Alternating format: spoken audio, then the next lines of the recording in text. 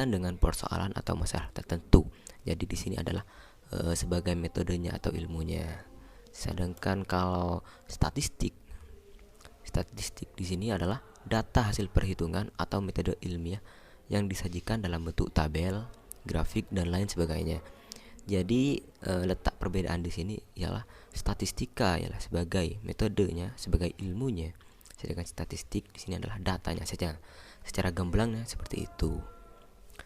Statistik di sini disajikan dalam bentuk tabel, grafik dan lain-lain gitu. Dan untuk statistika deskriptif.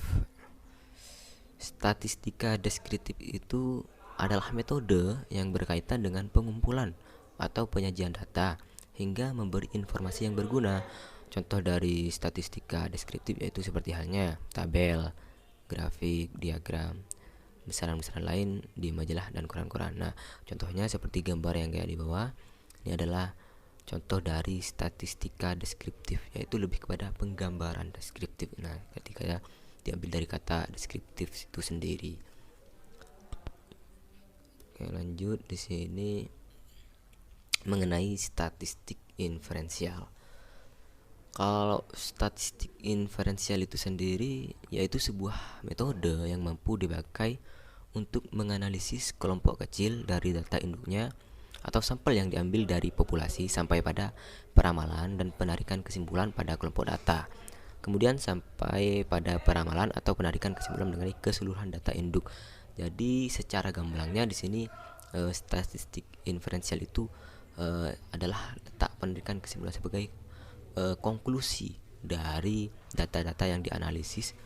Kemudian di sana akan menjadi sebuah konklusi atau sebagai seperti halnya data induk populasi tersebut. Nah, bisa dicontohkan kayak di bawah seperti ini.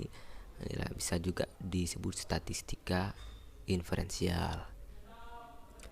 Lanjut. Sini ialah pengertian dari data kuantitatif.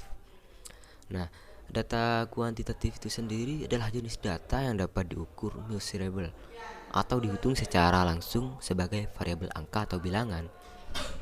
Nah, kalau contoh data dari kuantitatif ini seperti halnya data jumlah siswa tiap tahun di satu sekolah. Nah, kalau di sini seperti halnya data kuantitatif ini ialah jumlah, seperti halnya kita lebih kepada jumlah atau volume isi. Nah, itu dari kuantitas dari sebuah angka, dari sebuah bilangan. Seperti contoh gamblangnya di sini data jumlah siswa tiap tahun di suatu sekolah. Seperti ada 1000 siswa, ada 1200 siswa dan lain-lain. Itu data kuantitatif. Sedangkan kalau data kualitatif ialah data dari penjelasan kata verbal, tidak dapat dianalisis dalam bentuk bilangan atau angka.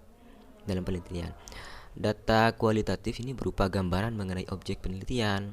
Data kualitatif memberikan dan menunjukkan kualitas objek penelitian yang dilakukan. Nah, secara simpelnya data kualitatif ini ialah data yang menunjukkan kualitas dari objek tersebut. Dari kualitas objek yang kita misalnya analisis, itu tidak bisa kita paparkan dalam bentuk bilangan, tidak bisa dipaparkan dalam bentuk angka, tetapi di sini lebih kepada menjelaskan tentang kualitasnya dari suatu objek yang kita teliti. Contohnya seperti deskripsi suatu daerah yang kita teliti. Nah, di sana kita mendeskripsikan dari kualitas yang kita teliti, tidak bisa kita paparkan mulai seperti halnya bilangan atau angka. Jadi di sini lebih kepada subjektif atau kualitas dari apa yang kita teliti. Contoh lain di sini biografi narasumber yang dijadikan referensi penelitian. Di sana lebih kepada kualitas dari narasumber misalnya ya. Contoh gamblangnya seperti itu. Lanjut kita akan membahas tentang populasi. Nah, populasi di sini adalah keseluruhan, totalitas atau generalisasi dari satuan individu, objek atau subjek yang mempunyai kuantitas dan karakteristik tertentu.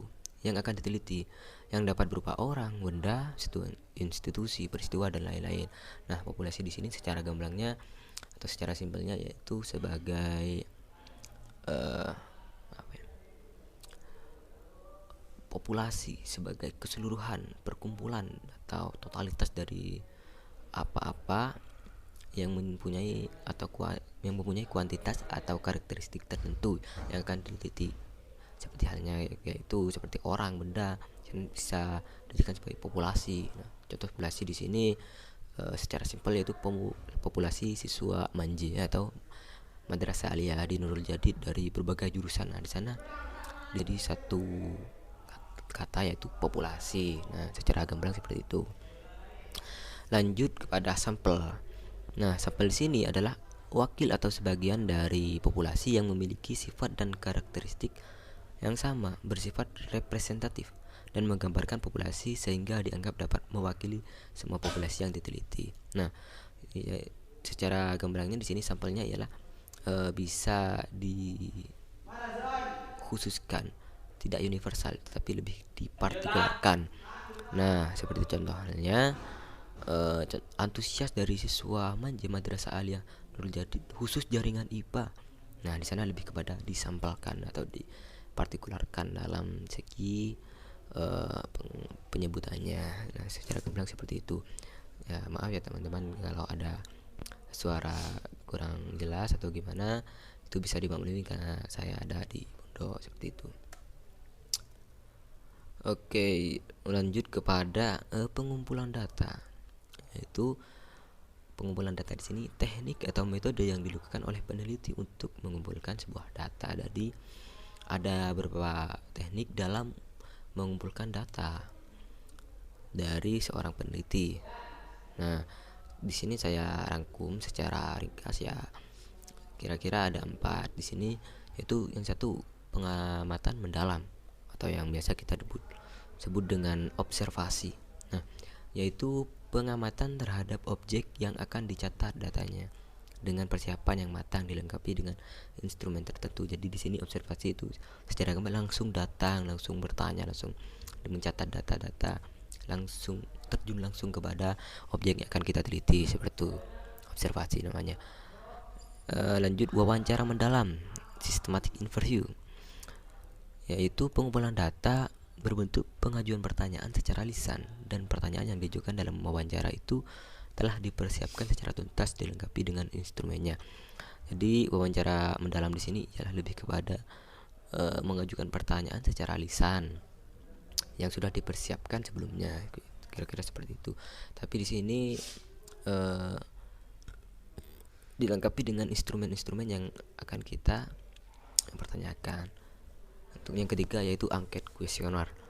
Ini yaitu cara pengumpulan data berbentuk pengajuan pertanyaan tertulis melalui sebuah daftar pertanyaan yang sudah dipersiapkan. Angket atau kuesioner ini lebih kepada pertanyaan tertulis, misalnya langsung kita tanyakan kepada narasumber yang akan kita tanyakan. Dan untuk yang terakhir di sini pemeriksaan dokumentasi atau study dokumenter. Nah, dilakukan dengan meneliti bahan dokumentasi yang ada dan mempunyai relevansi dengan tujuan pendidikan. Di sini yaitu caranya meneliti bahan dokumentasi yang masih relevan, yang masih sesuai dengan tujuan pendidikan, yang mana study dokumenter. Nah, contoh-contoh dari pengumpulan data di sini seperti halnya tes hasil belajar, tes kepribadian. Di sini kita bisa langsung tanyakan kepada narasumber, misalnya kepada guru, kepada apa, nah sana akan dikumpulkan. Nah, kira-kira seperti itu untuk pengumpulan data. Oke, lanjut. Di sini mengapa data harus dikumpulkan dalam bentuk tabel atau grafik? Mengapa seperti itu? Karena agar dapat memberikan gambaran yang bermakna. Data-data itu harus disajikan ke dalam tampilan yang sistematis. Dan untuk keperluan penganalisisan, biasanya data itu disusun dalam sebuah tabel. Penyajian data ini bertujuan untuk memudahkan pengolahan data dan agar pembaca itu memahami tentang data-data yang kita sajikan. Nah, di sini agar lebih sistematis, agar lebih berurut, agar lebih runut dalam menyajikan data, dan juga agar lebih mudah dipahami oleh pembaca. Kira-kira seperti itu untuk mengapa data itu harus dikumpulkan dalam bentuk tabel atau grafik. Oke, lanjut. Di sini menjelaskan tentang grafik. Nah, grafik garis. Grafik garis di sini adalah lukisan naik turunnya data berupa garis yang dihubungkan dari titik-titik data secara berurutan. Nah, grafik ini digunakan untuk menggambarkan perkembangan atau perubahan dari waktu ke waktu. Jadi di sini seperti halnya gambar di sini, ini adalah contoh dari grafik garis. Penjelasannya seperti itu. Contohnya grafik pengunjung perpustakaan MKN 2 tiap tahun. Nah, grafik garisnya seperti ini nanti. Oke, lanjut. Dan untuk grafik batang. Nah, grafik batang di sini ialah lukisan naik turunnya data berupa batang atau balok yang dipakai untuk menekan adanya perbedaan tingkatan atau nilai berupa aspek. Seperti halnya di bawah, ini adalah gambar dari grafik batang. Contoh grafik batang pekerjaan orang tua siswa SMK Negeri 2. Nah, seperti ini datanya yang kita analisis. Nah, kalau kita sajikan dalam bentuk grafik batang, maka akan bentuknya seperti ini. Akan ada balok-balok yang akan menjelaskan secara sederhana bagaimana perkembangan itu. Nah, oke, lanjut untuk grafik lingkaran. Nah, grafik lingkaran di sini adalah gambaran naik turunnya data berupa lingkaran untuk menggambarkan persentase dari nilai total atau seluruhnya. Jadi grafik lingkaran ini lebih mudahnya berbentuk lingkaran seperti halnya di bawah. Nah, ini bedanya dari yang lain. Grafik lingkaran ini bentuknya bundar. Kalau sudah seperti ini, untuk menggambarkan persentase dari nilai total atau keseluruhannya, dari persen-persennya itu bisa ditampilkan di grafik lingkaran ini. Lanjut untuk grafik titik. Nah, grafik titik ini juga merupakan salah satu grafik yang dapat digunakan untuk menyajikan data tren, seperti halnya di bawah. Nah, ini adalah contoh dari grafik titik. Di sini ada titik, titik, titik. Nah, karena akan disatukan menjadi seperti ini. Ini juga bisa digunakan untuk menyajikan data tren dan mempermudah pembaca untuk memahami